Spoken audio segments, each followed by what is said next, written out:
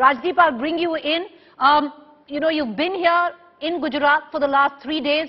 What's the sense that you're picking from the ground? Today was a mega face-off. All three, Kejriwal, Modi and Rahul Gandhi holding rallies.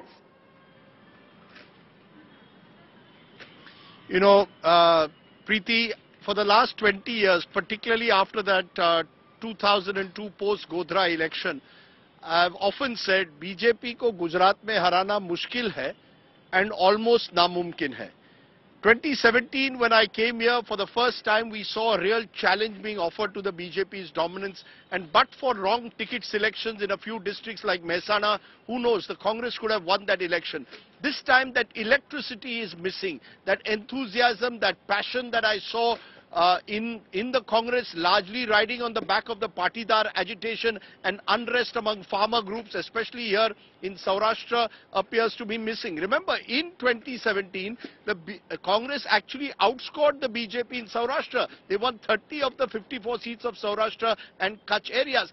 This time, this was missing. I was at this Rahul Gandhi rally, and somehow it seemed almost like a formality. There didn't seem the aggression that you would expect, the buzz, the electricity that you would expect in this final stretch of a campaign. His first election rally here today, earlier in Surat, earlier in the day, contrast that with the way the BJP has put all its might and resources, led by the Prime Minister, and Arvind Kejriwal has also put so much of effort into this Gujarat campaign. Even if that does not translate into seats for the Aam Aadmi Party, you can sense at Aam Aadmi Party meetings a narrative that they are building as an alternative. So the sense one gets at the moment is because the BJP has the benefit of a divided opposition on the one side and the Modi factor and its organizational strength on the ground, defeating the BJP in this election is very difficult, and I will not be surprised if the BJP actually is able to do a much better performance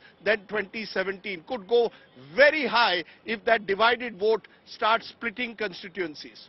Well, the BJP hopes to, Rajdeep, do not just better than 2017, which was 99 seats, but to better their best performance, which was 127 in 2002. But, and you covered that election, Rajdeep, but I want to ask you a little about the Aam Aadmi Party's contest.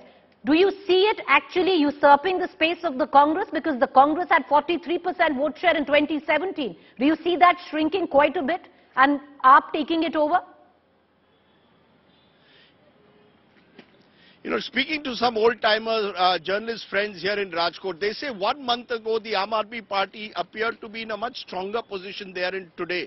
Once the candidates were declared, not all of them known in their constituencies, it seems as if some of that momentum that AAP had gathered may have been lost. What AAP has done is captured a bit of the narrative, particularly with its guarantee cards, promises of various freebies, including this 1,000 rupees for every woman in Gujarat. So they had captured the narrative, but translating that into votes and more importantly seats without that kind of organization, very difficult.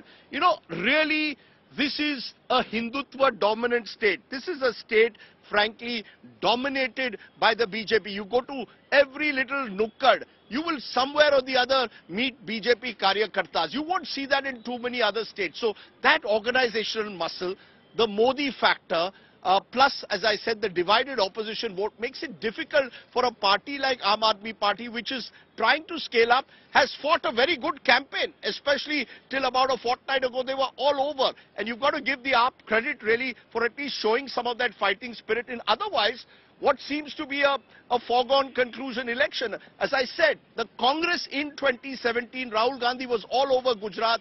This time we haven't seen Congress leaders play that kind of aggressive role. They tell us they are localizing the election, going door to door.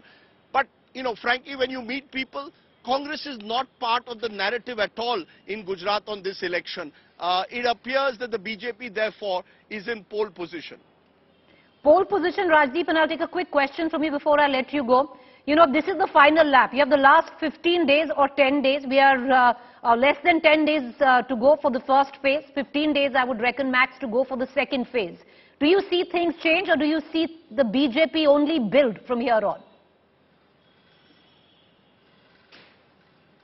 You know, the BJP is a machine, and especially here in Gujarat, it's a bit like a Ferrari or a Mercedes. It's a well-oiled machine. Yes, there is a rebellion in some constituencies in the BJP, those who've been denied tickets. Remember, the BJP has taken a bit of a gamble, not just here in Saurashtra, but across Gujarat. Almost half of its candidates have been changed. Sitting ministers have been dropped. I was in Jamnagar North yesterday, where Rivaba Jadeja, wife of Ravinder Jadeja, is contesting. She's contesting in place of a sitting minister. So, you know, there are concerns on the ground when it comes to rebellion, but it's just the organizational machine. And let's be honest, the Modi factor. You know, I was in Morbi yesterday also, and in Morbi people are angry over what happened with the bridge collapse, but they don't blame the Prime Minister.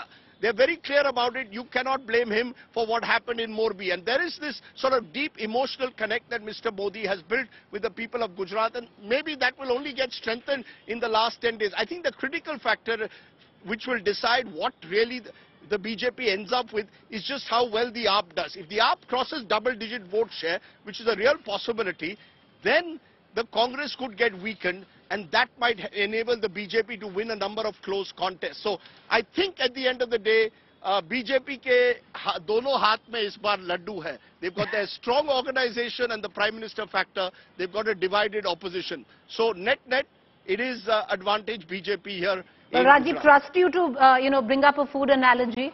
Many political seasons you've seen there. You are currently also shooting your election show, Election on My Plate. Where's dinner tonight? And we're going to let you go on that note. Where's dinner, Rajdeep? The journalists in Gujarat have been wonderful to me. Yeah, that's what I'm saying. The journalists in Gujarat have been wonderful to me over the last 20 years. Not only have they given me food for thought, they've always fed me well. So I'm going to meet an old journalist friend, Deepak Rajani, who was the first to tell me about the Godhra train burning on February 27th at 9 a.m. in the morning. He's going to give me a good Gujarati meal with kadhi that I love, with a little bit of chawal and the rotlas that you get here in Saurashtra. So looking forward to it. You must come here and try the namkeen along with the meetha. Well, I can't wait to, Rajdeep. Quite envious that you've beaten me to it this time around, but appreciate you joining us, and bon appetit. I hope you have a good meal. Thank you.